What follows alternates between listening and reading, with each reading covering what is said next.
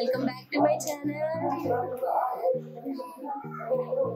అందరూ ఎలా ఉన్నారండి? ఈ రోజు అయితే మేము వినాయక చవితి స్పెషల్ బ్లాగ్ అయితే చేయాలని అనుకుంటున్నాము.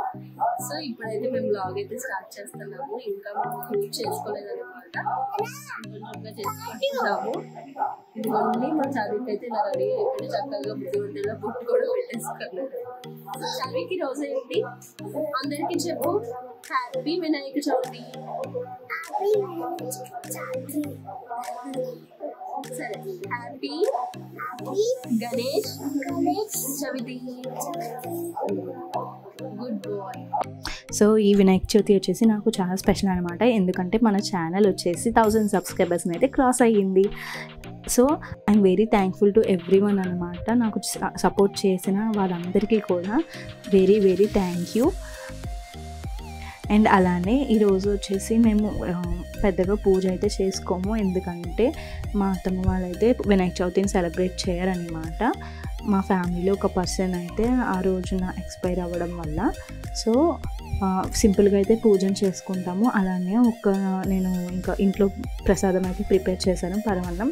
అది పెట్టేసి ఇంకా పిల్లలవి బుక్స్ అయితే పెట్టాను. చార్విక్వి స్కూల్ బుక్స్ అండ్ పార్దీవి ఫ్లాష్ కార్డ్స్ పెట్టాను అనమాట. పెట్టేసి దండం అయితే పెట్టేసుకున్నాము. అండ్ నేను మనస్ఫూర్తిగా పూజ చేసుకున్నాను అని అంటే మాత్రం నేను గ్రాటిట్యూడ్ని దేవుడికి తెలుపుకుంటేనే నేను మనస్ఫూర్తిగా పూజ చేసుకున్నట్టు నాకు సాటిస్ఫై అవుతాను అనమాట.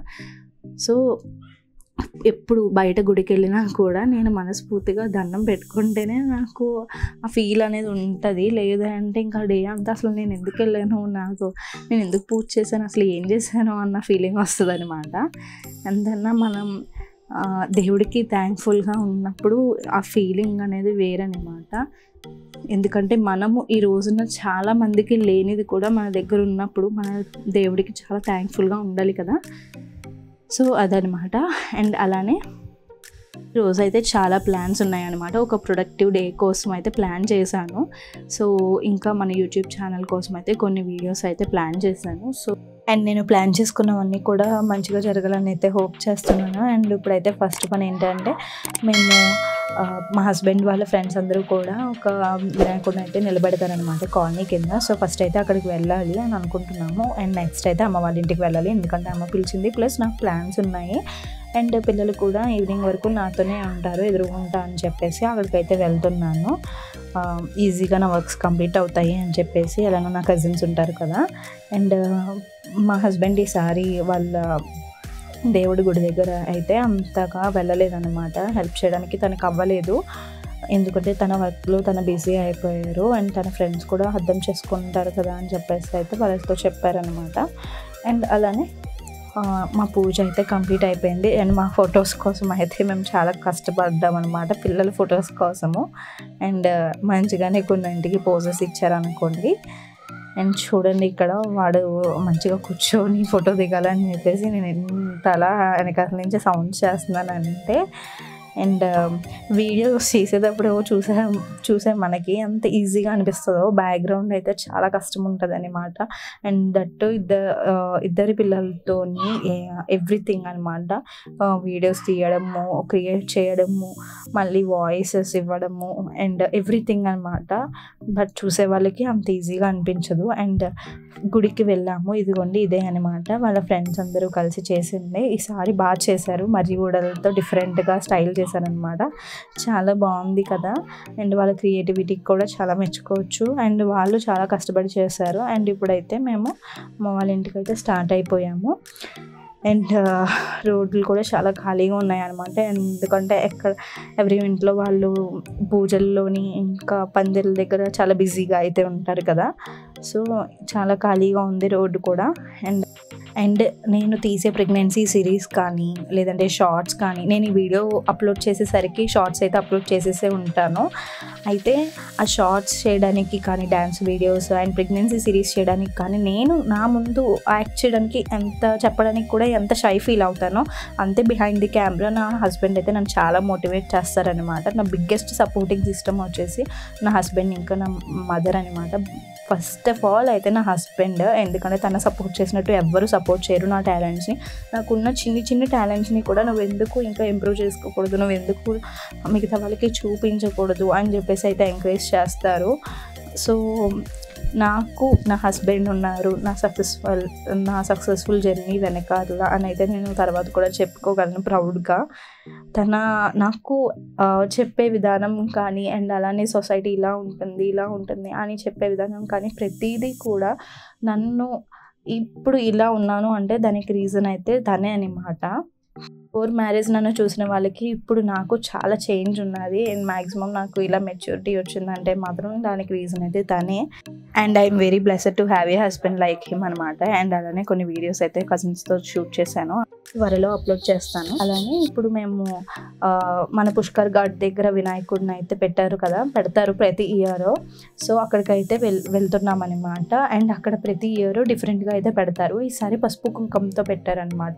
సో వినాయక చవితి రోజునే ఫస్ట్ డేనే మేము రావడం వల్ల ఇక్కడైతే చాలా ఎక్కువ క్రౌడ్ ఉన్నారు. అండ్ అలానే ఒక క్లాసికల్ డ్యాన్స్ ప్రోగ్రామ్ అయితే జరుగుతుందన్నమాట ఇక్కడ. అండ్ మా చార్విక్ వచ్చేసి స్టేజ్ ఎక్కేసాడనమాట చూడండి. ఎందుకంటే అక్కడ ఇంకా ప్రోగ్రామ్ అయితే స్టార్ట్ అవ్వలేదు, ఆల్రెడీ పిల్లలందరూ ఎక్కువ వేస్తున్నారని చెప్పేసి మా చార్విక్ని కూడా ఎక్కించేసాము. సో కొన్నిసార్లు మనం అలా చేయడం ఏంటంటే వాళ్ళకి కూడా స్టేజ్ ఫీర్ అనేది పోతుంది కదా. సో మేమైతే కొన్నిసార్లు అలా చేస్తామన్నమాట. అండ్ వాడు చాలా ఎంజాయ్ చేస్తున్నాడు చక్కగా వాళ్ళతో ఎంగేజ్ అవుతూ పిల్లలతో. అక్కడ ఉన్న పక్క పిల్లలతో కూడా చెప్పేస్తున్నాను అనమాట, అన్నయ్య ఇది అన్నయ్య, అన్నయ్య ఇది అన్నయ్య అని చెప్పేసి. చూడండి వాడు ఎంత యాక్టివ్గా ఉన్నాడో. అలా చేయడం వల్ల మాకు కూడా చాలా హ్యాపీగా అనిపిస్తుంది. వాళ్ళకి స్టేజ్ ఫీర్ అసలు ఉండదు నిజంగా. అండ్ అలానే ఈ వినాయకుడిని నిలబెడతారు కదా, దేంతో అయితే చేస్తారో అది వీళ్ళు ఏం చేస్తారంటే 11th డే వచ్చేసి దాన్ని దేంతో అయితే చేస్తారో ఐటమ్స్ని మొత్తం మ్యాక్సిమం పీపుల్కి అయితే ఇచ్చేస్తారనమాట, డిస్ట్రిబ్యూట్ చేస్తారు. ఈసారి పసుపు కుంకుమతో పెట్టారు కదా 11th డేని, వాళ్ళు వాటిని అయితే రిమూవ్ చేసేసి డిస్ట్రిబ్యూట్ అయితే చేసేస్తారు. అండ్ అలానే మా చార్విక్ అయితే రానని చెప్పేస్తున్నాడు అనమాట. మాకేమో టైం అయిపోతుంది అండ్ క్రౌడ్ కూడా ఇంకా పెరిగిపోతున్నారు, వాడేమో రానంటున్నాడు. అండ్ తర్వాత ఒకసారి మా హస్బెండ్ వాడికి కనిపించకపోయేసరికి వాడిని ఎత్తుక్కున్నాడు అనమాట కొంచెం సేపు. తర్వాత ఇంక మేము తీసుకొని వచ్చేసాము.